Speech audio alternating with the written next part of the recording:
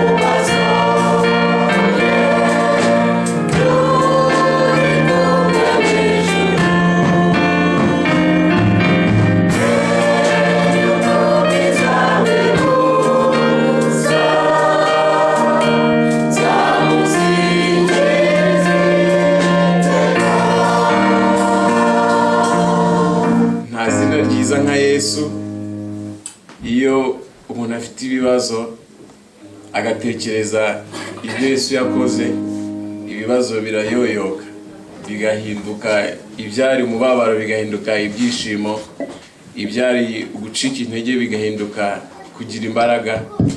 Yesu ni izina ryiza. Le nom de Jésus est plus que tout, c'est un merveilleux nom et il n'y a point d'autre nom comme le nom de Jésus.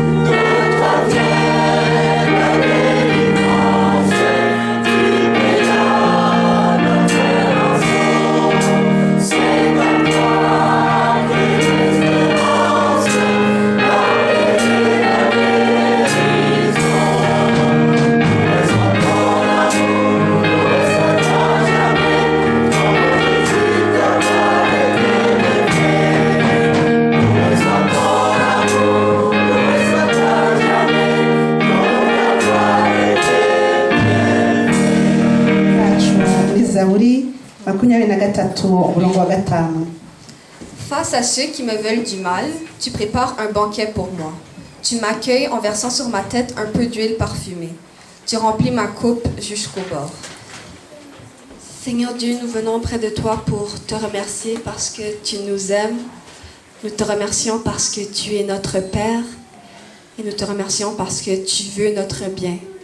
Seigneur Dieu, nous venons auprès de toi en santé, sain et sauf et remplis de ton souffle et nous te remercions pour ce cadeau parce que nous savons que ce n'est pas tout le monde qui a pu se réveiller ce matin. Nous te remercions parce que ta main protectrice est sur nous et nous te remercions parce que ta main guérissante est sur nous. Seigneur Dieu, nous sommes rassemblés aujourd'hui dans ta maison pour te louer et t'adorer. Nous te remercions parce qu'aujourd'hui, c'est la Sainte Seine, un moment saint pour remémorer ta mort à la croix. Nous te remercions parce que tu es mort à la croix pour nous pardonner, pour nos péchés, afin qu'un jour on puisse voir ta face. Seigneur Dieu, nous prions pour que quand on va manger de ce pain qui est ton corps, nous puissions nous rappeler que par tes meurtrissures, nous sommes sauvés. Et nous prions que quand on va boire de ta coupe, on puisse se rappeler de la nouvelle alliance qui est représentée par ton sang. Et je prie qu'on puisse se rappeler que nous n'avons pas besoin de travailler pour notre salut, mais nous n'avons qu'à croire que Jésus-Christ est venu et qu'il est mort pour nous.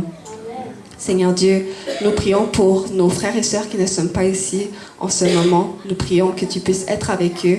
Nous prions pour ta protection sur eux. Et nous prions que tu puisses nous aider à vraiment partager ta parole. Tu nous appelles le sel du monde, la lumière du monde. Je prie que tu puisses nous donner cette conviction et nous aider à accomplir ta mission qui est de faire de toutes les nations tes disciples.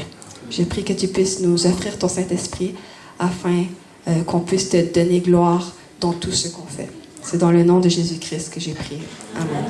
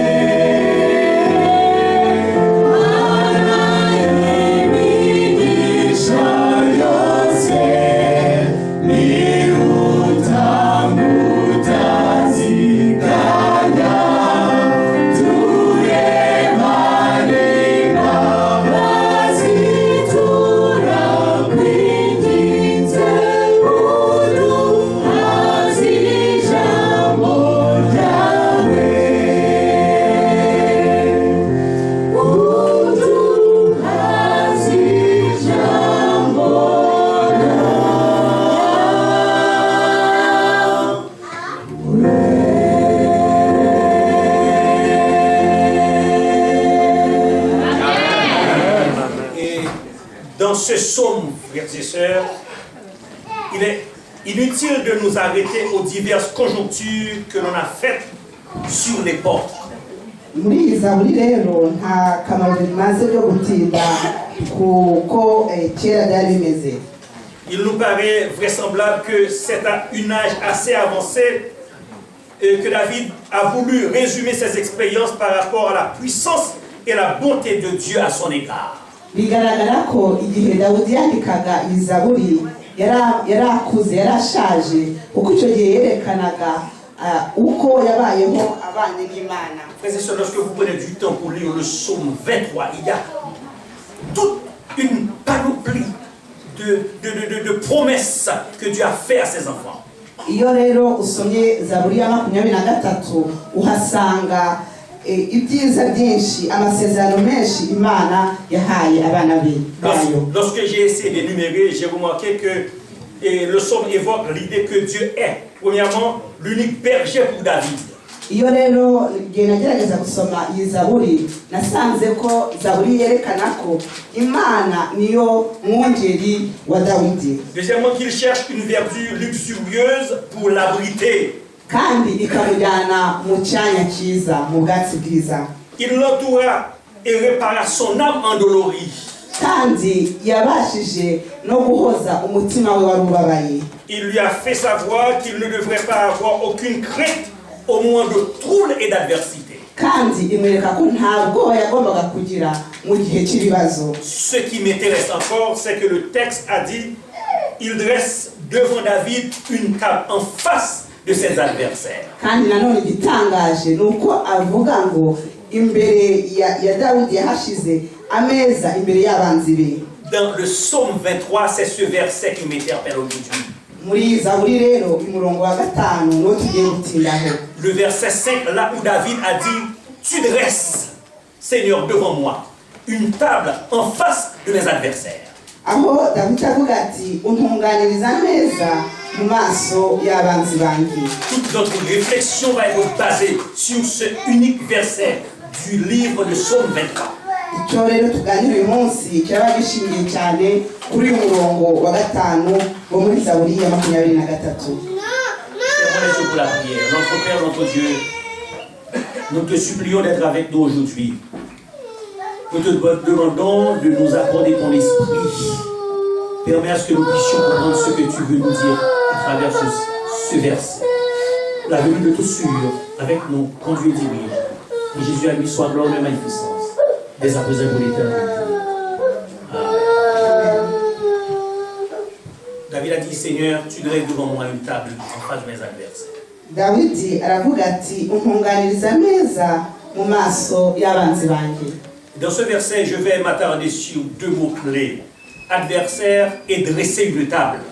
Ahangaha rero natinda kuri aya magambo avuga ngo umwanzi ndetse no gutunganiriza ameza. Lorsque j'ai fait des recherches, j'ai remarqué que le mot adversaire en hébreu, c'est kiim, signifiant quelqu'un qui vous attaque, qui désire voir votre perte et pour qui vous n'avez aucune envie de vengeance et avec qui vous n'êtes pas en guerre. Igihe rero nakoraga ubushakashatsi nkashaka icyo iri jambo umwanzi rivuga mu gihe burayi nasanze rivuga umuntu ushaka kukugirira nabi nyamara wowe utamwituriza ikibi agashaka ko urimbuka nyamara wowe nta mutima mubi umufitiye. Tandis que frères et sœurs, vous devez comprendre qu'il y a une différence entre adversaire et ennemi. Hari ikibazo rero itandukanizo riri hagati y'umwanzi ya mu Kinyarwanda byose ni kimwe. En Kinyarwanda c'est difficile c'est le même mot. Et tandis que l'ennemi en hébreu c'est oyeb, signifiant quelqu'un avec qui vous déterminez à vous battre. Pas de paix possible. C'est quelqu'un qui est un ennemi. Il se bat avec vous, vous vous battez contre lui. Mu gihe burayo rero ijambo umwanzi rifite sanse bye haraho ari wowe umuntu ushaka kugira nabi nyamara wowe nta mutima mubi umufiti. Ku rundi ruhande hakaba umuntu ushaka kugira nabi ariko nawe witeguye guhangana nawe. David devrait s'asseoir avec ses adversaires, non avec ses ennemis. Dawidi rero yicaraga n'abo banzi babandi bashaka kumugirira nabi ariko we adashaka kubagirira nabi. Des gens qui ont des dents contre lui par rapport à son passé. Babandi bamufitiye umujinya kubera ibyo yahisemo. Tandis que lorsque nous allons en profondeur dans ce texte, nous voyons, le texte a dit, et tu dresses devant moi une table. Le mot, la conception hébraïque du terme dresser une table, c'est s'asseoir en famille pour discuter. Ijambo rero nanone rivuga ngo untunganiriza ameza bishatse kuvuga ngo ni nko kwicara mu muryango maze abantu bakaganira. En un mot, dresser une table, c'est pas dans le contexte de s'approcher un bien meuble, mais c'est d'établir une relation humaine. Mu gihe rero ni ukuvuga ngo muba rwose musabanye nk'abavandimwe. Si c'est un bien meuble, tout le monde pourrait s'asseoir, manger à satiété, boire à satiété, et ensuite partir. Yaba ari ukuvuga ngo n'ameza ayasanzwe buri wese yakicara akarya agahaga maze agakomeza urugendo rwe. Mais le texte veut nous faire savoir, c'est d'établir une relation entre deux personnes qui s'asseyent autour du meuble. Ahangaha rero icyo aya magambo ashaka kutubwira ni iryo sano riri hagati y'aba bantu bicaye noneho kuri ya meza. Dresser une table en face de ses adversaires peut vouloir signifier avoir un dialogue avec quelqu'un, une explication d'un acte arbitraire qui s'ensuit. Ahangaha bishatse kuvuga nanone kuganira na wa muntu mufitanye ikibazo. Ahangaha baravuga umwanzi. À travers ce dialogue, il y a des échanges. À travers ces échanges, il y a des explications. À travers ces explications, il y a des excuses. Et ensuite, à travers ces excuses, il y a la réconciliation. Iyo muganira rero habamo rwose kwisobanura, habamo gusabana imbabazi, noneho hakaba noneho no kwiyunga. En d'autres termes, David a compris l'attente de Dieu à son égard. Mu yandi magambo Dawidi yumvise icyo Imana imutegerejeho. Parce que le passé de David fut un passé assombri à travers ses actes arbitraires contre les autres. Kuko ibyo Dawidi yarakoze mu gihe cyashize byari ibintu bibi, hari ahahise habi. À cause de cela, David a eu affaire à beaucoup de gens qui ont voulu sa perte. Kuri ibyo rero Dawidi yahuye n'abantu benshi bashakaga ukurimbuka kwe. Dans Psaume 23, verset 5, tu dresses devant moi une table en face de mes adversaires. Tu as voulu à ce que David s'asseye avec ceux qu'il a fait du tort pour discuter. Ahangaha muri Zaburi ya 23:5 Imana ishaka ko Dawidi noneho yicarana na babandi yagiriye nabi maze bakabasha kuganira. Lorsque vous lisez ce psaume en profondeur, ce psaume n'est pas non plus une poésie. David s'est ouvert son cœur pour étaler la magnificence de l'Éternel à son égard. Iyo usomye Zaburi yose rero ntago ari igisigo, ahubwo uhasanga Dawudi ufungura umutima we maze akerekana ubwiza bw'Imana. Il a fait ressortir dans ce psaume la protection de l'Éternel à tous ceux qui s'aventurent dans un chemin pavé d'épines et de ronces. Yerekanye ukurinda kw'Imana kuri ba bantu banyura mu bihe bikomeye. Tous ceux qui sont poursuivis par un adversaire quelconque par rapport à son acte dans le passé. Dans ses expériences personnelles étant berger, il a su gérer des situations difficiles pour protéger ses brebis. Umushumba rero akiri umwungeri Dawidi yahuye n'ibintu bikomeye ndetse abasha no gukora ibintu bikomeye kugira ngo abashe kurinda intama ze. Il a eu à faire face à des adversaires de taille, des animaux sauvages, des lions qui ont voulu prendre une brebis de son troupeau. Yarwanye n'inyamaswa z'inkazi zashakaga gutwara intama ze. Il aurait tenté de les éviter, mais il n'a pas eu d'autre choix que d'en faire face au quotidien.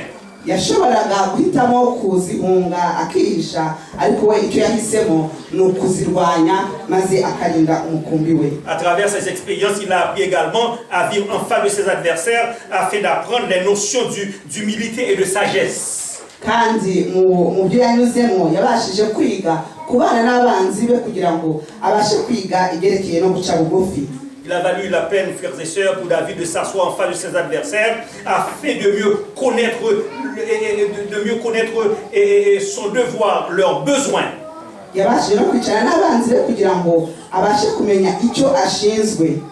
a fallu s'asseoir en face de son adversaire afin de mettre le comble à ses actes perpétrés qui soient mauvais dans le passé. yabashe kwicara n'abanzi be kugira ngo abashe gukosora bya bibi yari yarakoze mu gihe cyahishe.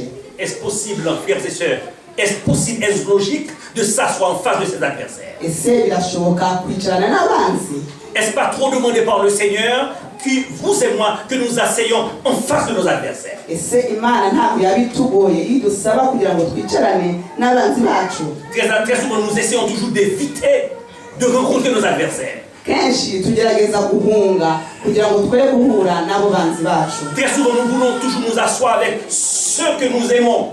akenshi twifuza kwicarana na ba bandi dukundanye, ba bandi tubanye neza. Mais à l'instar de David, Dieu nous demande de nous asseoir en face de nos adversaires. ariko icyo imana none idusaba ni ukwicarana noneho na ba bandi b'abanzi bacu. Dresser la table, frères et sœurs, évoque l'idée de la communion de Jésus avec ses disciples, qu'il rassembla de part et d'autre afin de se nourrir de son corps brisé au calvaire et de son sang coulé à Golgotha. gutegura ameza nanone bishatse kwerekana iyi shusho yesu ahamagara intumwa ze zose maze akazicaza hamwe kugira ngo babashe gusangira umubiri we n'amaraso ye byameneye ku musaraba w'i Golgotha. Vous et moi, nous disons c'est difficile, mais Jésus l'a fait en dépit. ngewe namwe turavuga ngo biragoye ariko yesu ibyo yarabikoze. Vous et moi, nous le considérons difficile, mais Jésus l'a fait malgré. tuvuga ko bigoye ariko yesu yarabikoze. Il s'est assis avec Judas, qui savait qu'il allait le vendre. yicaranye na yuda nyamara yari azi ko agiye kumugurisha. Il s'est assis avec Pierre, qui savait qu'il allait le nier. yicaranye na petero yazi ko agiye kumwihakana. Vous et moi, nous aurions évité ces deux personnes ngewe namwe twashoboraga guhunga abo bantu tukabagendera kure pour nous asseoir avec Jean et Pierre. kugira ngo twicane na yohani na petero, Nous allions les pointer du doigt. abandi tukabatunga urutoki. Mais Jésus ne l'a pas fait. ariko yesu ntabwo ariko yabigenje. Il rassembla ces hommes-là de toute Acabie, bose yabahurije hamwe, de sales caractères, bafite ingeso mbi, de mauvais comportements, bitwara nabi, qui qu'ils soient. uko bari bameze Il kose s'est assis avec eux. yicaranye nabo. Pouvons-nous le faire? ese twebwe biradushobokera?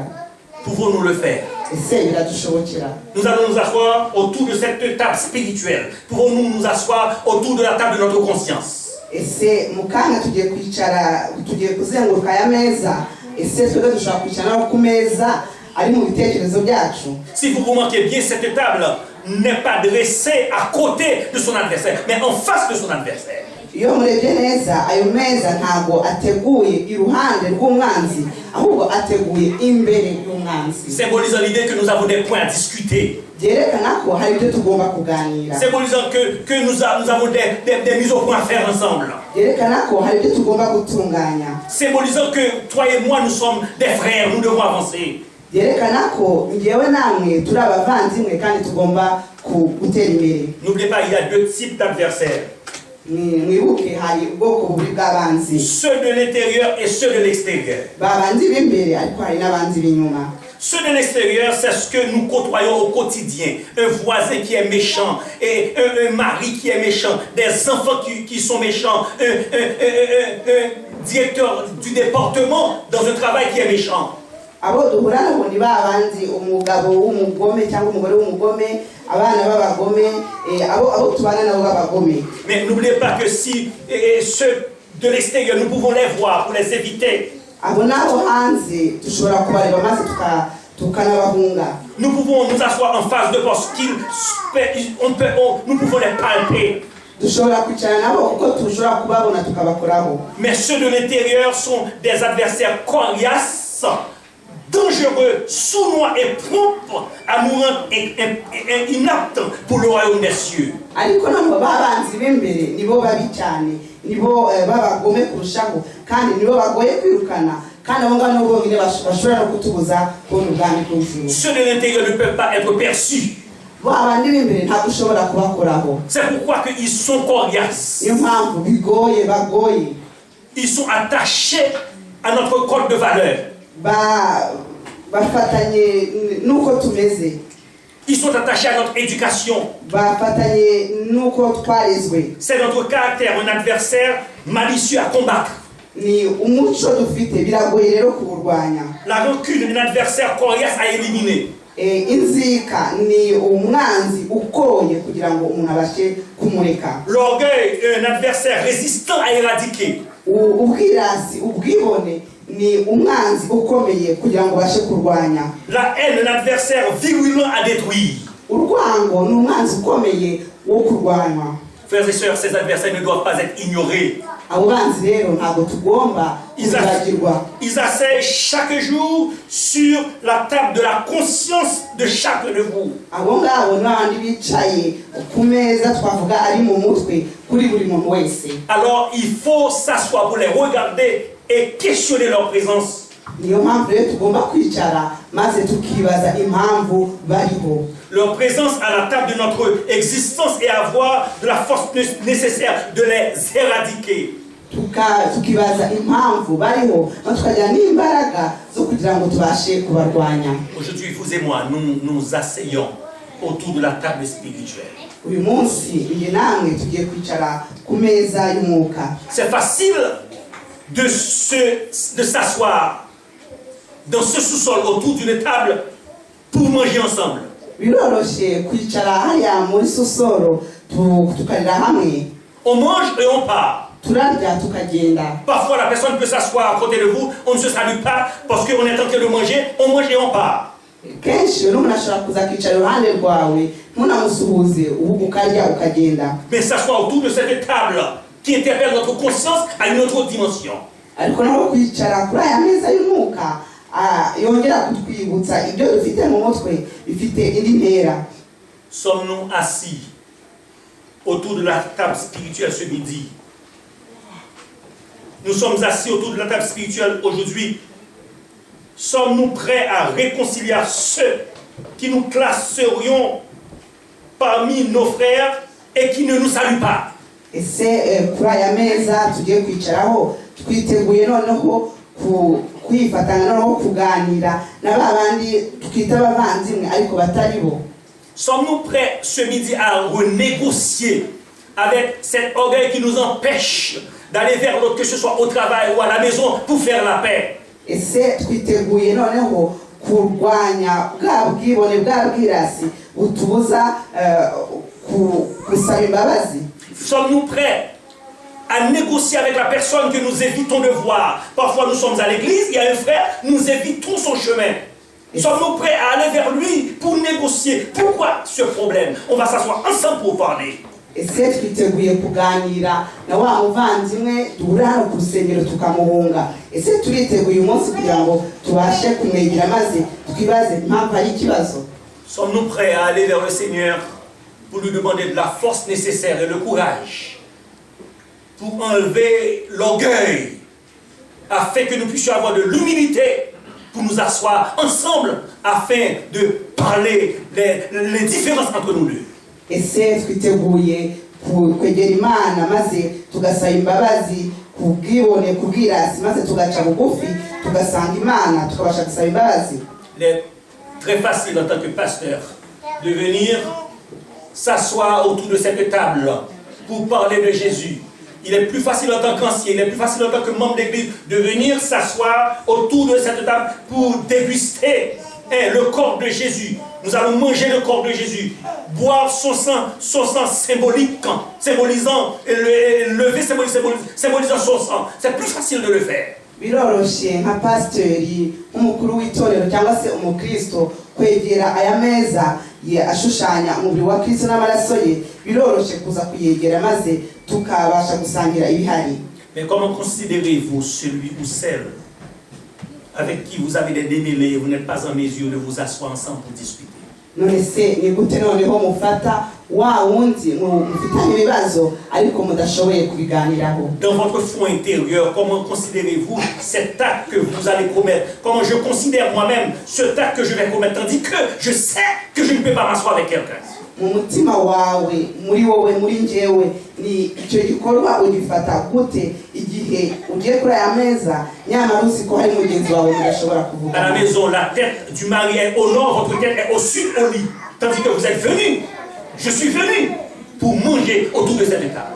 Mu rugo umutwe w'umugabo uri mu majyaruguru, uwo mugore uri mu majyepfo nyamara mwembi mwaje kugira ngo mwegere kuri aya meza. Dans votre travail, autour de la table, il y a une ligne, vous travaillez, il y a quelqu'un qui vous a fait quelque chose, vous le voyez, vous ne le saluez pas, mais vous êtes ici, autour de cette table. Mu kazi hari umuntu wabagiriye nabi muramuzi kandi nta nubwo mujya mumusuhuza, ariko uyu munsi muri hano kugira ngo mujye kuri aya meza. Cette table, frères et sœurs, nous ne sommes pas là pour manger. Nous sommes là pour vivre Jésus-Christ qui est mort, qui est ressuscité. Kuri aya meza rero ntabwo tuje kurya gusa, ahubwo ni ukuza kwibuka Yesu wapfuye maze akazuka. Ce pain que nous allons manger, c'est pas un pain, c'est un symbole. Et la dimension de ce pain est beaucoup plus percutante que le pain lui-même. Uyu mugati ni igishushanyo n'ikigereranyo cy'umubiri wa Kristo. Ni ukuvuga ngo ntabwo ari ukurya umugati gusa, ahubwo hari indi dimension, hari urundi rugero rurenzeho. Mais Dieu vous connaît, Dieu me connaît. Ariko Imana irabazi, Imana iranzi. Je vous connais, Dieu me connaît. Imana irabazi kandi Imana iranzi. Ce qui fait la différence, frères et sœurs, c'est que Jésus, il a fait provision pour n'importe quand, qu'une seconde que vous et moi, nous pensons à travers notre conscience à nous réconcilier avec quelqu'un, il peut le faire immédiatement. Icyiza rero ni uko Imana yabiteganyije ikabizi ko igihe tufashe tukemera ko igihe kigeze naho tugomba kwiyunga, Imana ibikora ako kanya. Frères et sœurs, cette scène n'est pas banale. Cette scène n'a jamais été quelque chose qui doit être banalisé. C'est quelque chose de spirituel. C'est quelque chose qui a une dimension démesurée. Lorsque nous asseyons devant cette table pour communier, peu importe votre état, si vous avez quelqu'un dans votre cœur, si vous avez un problème avec quelqu'un, peu importe le niveau de ce problème, pensez à vous réconcilier à cette personne. Iri funguro ngera tugiye gufata rero ntago ari umukino, ntago ari ikintu cyo gufata mu bintu byoroheje, ni ikintu gikomeye. Niyo mpamvu rero mu mutima wanyu namuzi ko ari umuntu ufite ikibazo, mutekereze kugira ngo mubanze mwiyunge n'uwo muntu. Le pire, c'est de laisser cette table et de pousser la chaise à côté et de ne pas manger et de partir. Icyaba kibabaje rero ni ukureba ya meza maze ukigizayo intebe maze ugahaguruka ukigendera. Mais Judas l'a fait. Ariko rero Yuda yarabikoze. Judas l'a fait. Yuda yarabikoze. Pierre a fait différemment. Petero we abikora mu buryo butandukanye. Il a eu conscience de ses erreurs. Yamenye amafuti ye. Il est allé à la croix pour demander pardon. Maze asubira ku musaraba asaba imbabazi. Frères et sœurs, il ne faut pas banaliser cette vie éternelle à laquelle que vous devez vous attacher. Bene data, ntabwo mugomba gusuzugura ubuzima buhoraho bw'iteka tugomba kwizirikaho. Et lorsque vous serez en mesure, à travers votre conscience, de vous entendre avec un frère, avec une sœur, à travers votre conscience de vous entendre avec les dirigeants, à travers votre conscience de vous entendre avec votre mari et votre épouse, à travers votre conscience de vous entendre avec vos enfants, vous allez vers Dieu. Moins qu'une seconde est suffisant pour cette réconciliation. Et vous allez pouvoir aller vers Dieu. Vous allez manger autour de cette belle table, cette grande table, le corps de Jésus, symbolisant ce pain, symbolisant le corps de Jésus, et ce vin, symbolisant son sang coulé sur la croix pour le pardon de nos péchés. Igihe rero muzaba mwemeye ko mugomba kwiyunga n'abana banyu nabo mwashakanye, icyo gihe noneho muzamwiteguye rwose kwegera kuri aya meza y'umwuka maze tukajya kuri uyu mugati werekana umubiri wa Kristo. Parmi les disciples, il y avait des divergences d'idées. Certains ont cru qu'ils étaient supérieurs des autres, mais ils s'asseyaient ensemble. Jésus les avait dit, vous devez vous asseoir ensemble, essayez de démêler vos indifférences. Mu bigishwa hari harimo ikibazo kuko hari bamwe bibwiraga ko bafite agaciro cyangwa se basumbye bagenzi babo. Yesu babwira kwicara hamwe kugira ngo babashe gukemura ibyo bibazo byabo. Mais vous et moi, nous ne sommes pas différents.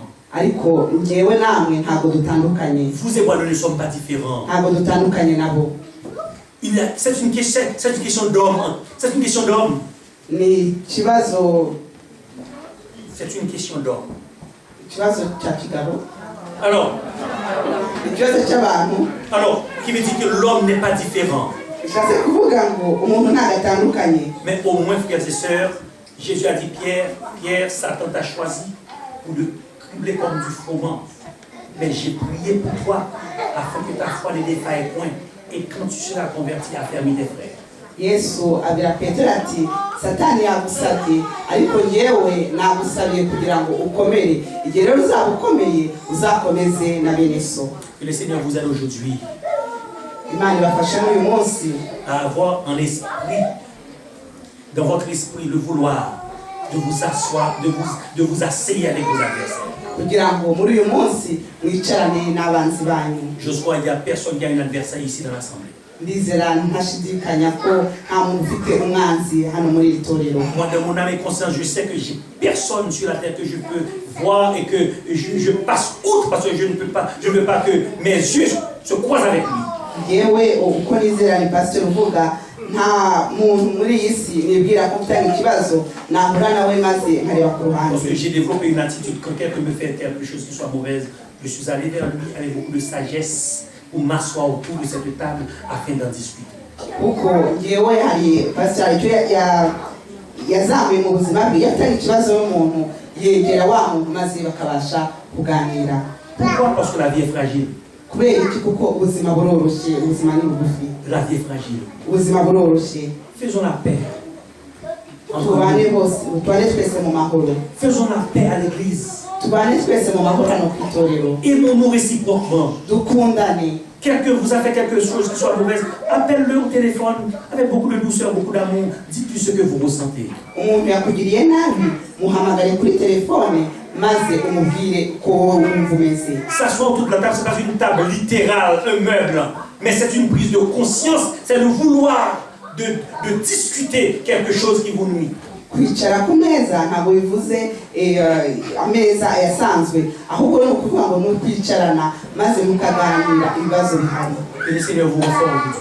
imana ibakomeze muri uyu munsi. Tandis que vous et moi, nous allons nous approcher de cette table. mu gihe twebwe tugiye kwegera kuri aya meza, Nous allons manger ensemble tugiye gusangira le corps de Jésus. umubiri wa Kristo. Nous allons boire ensemble tugiye gusangira le symbole de son sang coulé sur la croix. ikimenyetso cy'amaraso ye yamenetse ku musaraba w'i Golgotha. Tandis que nous allons approcher cette table à travers notre conscience, que nous nous approchons de la table de la réconciliation avec nos adversaires, ceux qui veulent notre paix. mu gihe rero tugiye kwicara kuri ayo meza twibuke natwe kwiyunga n'abanzi bacu. Que le Seigneur vous bénisse. imana ibaha umugisha. Nous allons procéder maintenant à la Sainte Seine. Nous demandons aux diacres et diaconesses de se préparer en conséquence, comme nous avons l'habitude de le faire. Et il y a une section pour les hommes, une section pour les femmes. tugiye kwitegura kugira ngo tufate ifunguro ryera. abadiyakoni n'abadiyakonikazi babidufashemo. hari ahagenewe abadamu, hari n'ahagenewe abagabo. Et nous vous demandons de conserver une attitude de prière, de ne pas jaser, tandis que nous allons faire de la colère. ntabwo rero ari igihe cyo kuganira, ahubwo mubikore mu mwanya w'amasengesho mu gihe tuba tugiye kozanya ibirenge.